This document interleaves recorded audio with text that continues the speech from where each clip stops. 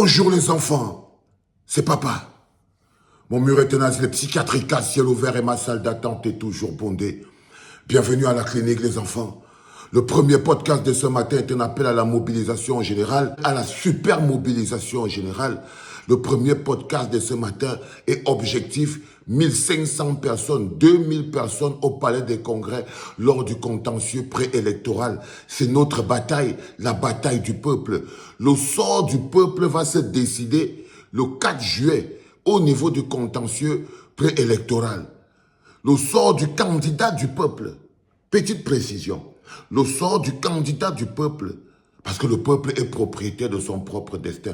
C'est la réaction du peuple qui va être déterminante si jamais le sort du candidat du peuple condamne le peuple à être écarté de l'équation. Si jamais le sort du candidat du peuple condamne le peuple à être écarté de l'équation, le peuple doit pouvoir effacer cette équation à l'instant même. Et ça se passera le 4 du mois d'août. C'est pour ça que ce communiqué qui nous vient du Manidem de M. Anissé Ekane est clair. Il s'appelle « La vérité sans passeport ».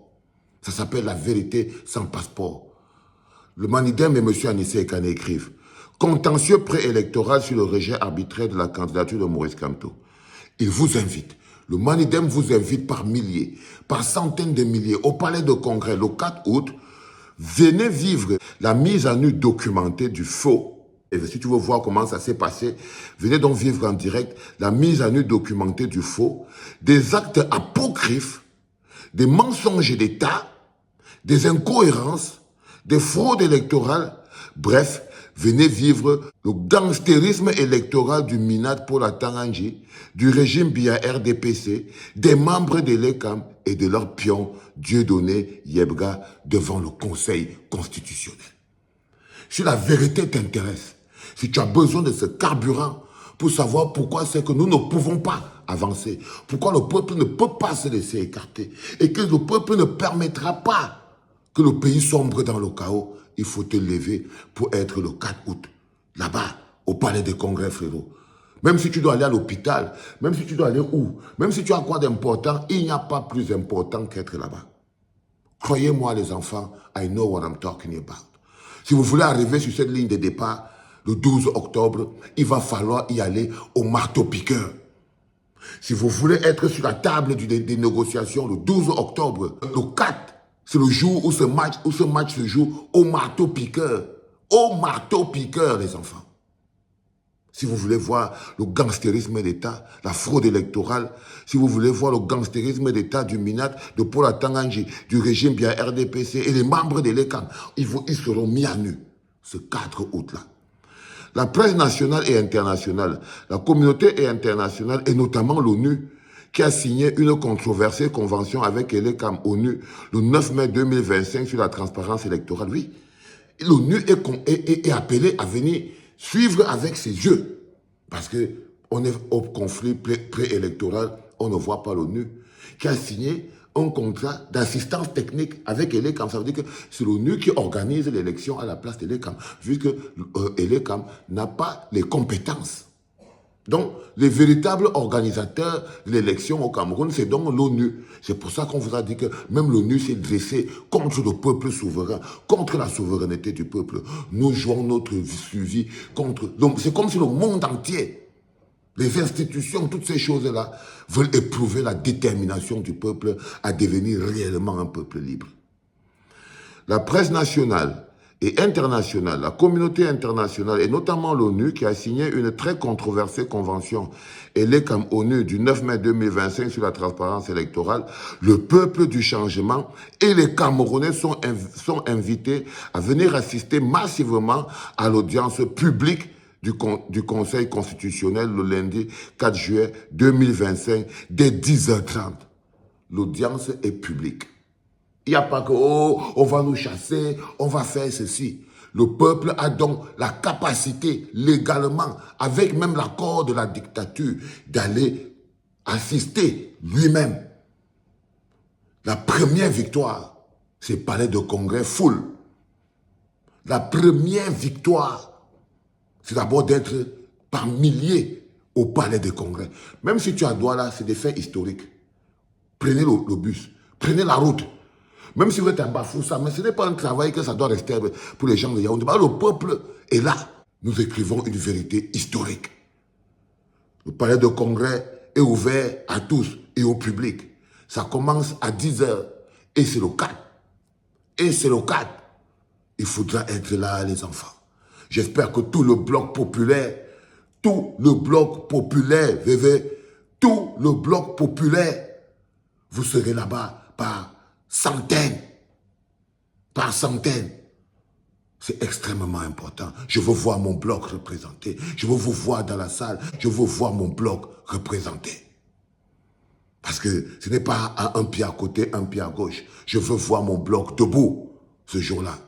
Cette audience tant attendue par le peuple camerounais, choqué et blessé par l'arbitraire historique du 26 juillet 2025, désormais plus que jamais debout pour sa libération, est une occasion solennelle pour le Manidem et son candidat Maurice Kamto de démontrer, preuves et arguments à l'appui, qu'ils ont été victimes d'un complot d'État, le complot Minat et Lekam Yebga. Par ailleurs, démonstration sera faite de la totale inféodation de l'ECAM au régime Biya RDPC. Un organisme qui, par la loi, est indépendant, mais qui, dans la réalité, a vu ses membres sacrifier leur indépendance sur l'autel de leurs petits intérêts égoïstes et partisans.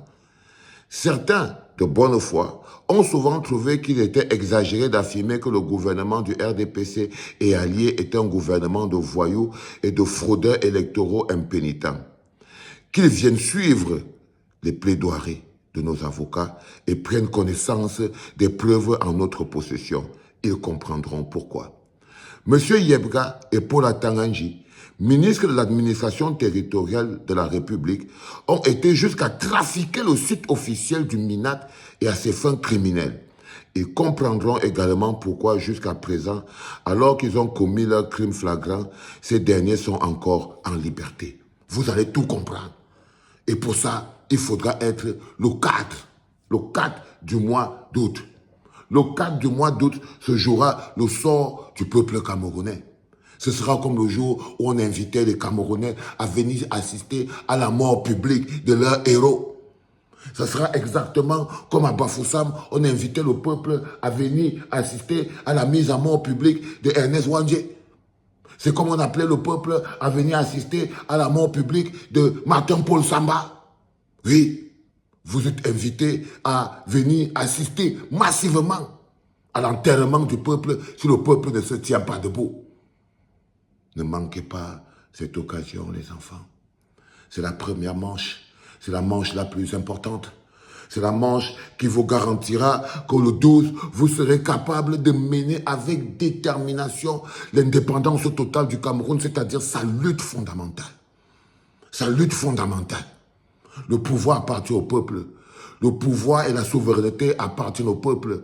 Pourquoi le pouvoir et la souveraineté appartiennent au peuple? Parce que c'est le peuple qui est souverain. Il suffit juste qu'on vous enlève le manteau du peuple et vous ne savez plus où vous placer. Vous devenez des populations. Quand on vous enlève le manteau du peuple, on vous enlève aussi la souveraineté. Quand on vous appelle population, c'est qu'on vous enlève le manteau du peuple. Et lorsqu'on vous enlève le manteau du peuple, on vous enlève même l'autodétermination et l'autodéfense. Lorsqu'on vous enlève le manteau du peuple, on vous enlève en même temps l'autodétermination, en même temps l'autodéfense. C'est pour ça qu'il faut éviter et refuser de se faire appeler les populations. Il faut refuser d'être traité de population, de populace. Non, la populace n'a pas d'âme. La populace n'a pas de direction. La populace n'a pas d'intérêt collectif. La populace est éparse, divisée. La populace est généralement animée par la haine parce qu'elle est accrochée à l'intérêt individuel. Mais le peuple est uni. Le peuple a une même direction. Le peuple a une vision commune. Le peuple se lève, transpire, souffre, saigne, tombe et meurt pour l'intérêt collectif.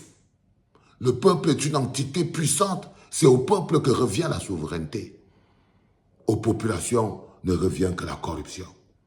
Lorsque la souveraineté revient au peuple, aux populations ne revient que la corruption. Le peuple n'a pas peur de saigner pour sa liberté. La population tremble, elle fuit devant des jets d'eau. Elle fuit devant des gendarmes armés de petits matraques, alors que le peuple regarde face droit dans les yeux qui c'est qui se dresse contre lui et sa souveraineté. Nous allons démontrer au monde et à l'Afrique que leurs moqueries ne sont pas tombées dans les oreilles d'un sourd. Démontrons au monde que les moqueries ne sont pas tombées dans les oreilles des sourds. Que le monde entier voit des milliers de Camerounais se déverser au palais de congrès pour le contentieux préélectoral. Et ça là, ce sera déjà quelque chose. Bon réveil, c'était papa.